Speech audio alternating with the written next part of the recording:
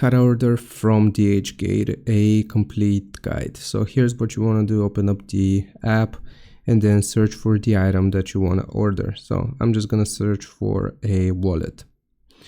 Okay, so find the item which you want to order. Let's do this specific wallet, and you can either add it to your cart or buy now and get some discount. So let's choose buy now.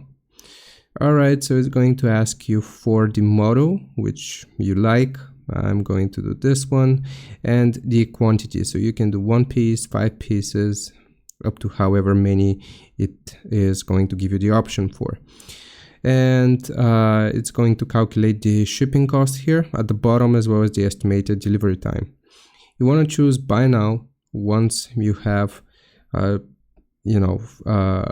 chosen your product, and here you need to fill out your contact name, mobile phone number, your address, and basically all of your information. So next you will click on save address. Then you gotta follow the prompts for the payment. You gotta pay it. You've probably made online purchases before, and that's going to create the order, and you will receive it once you have paid the amount.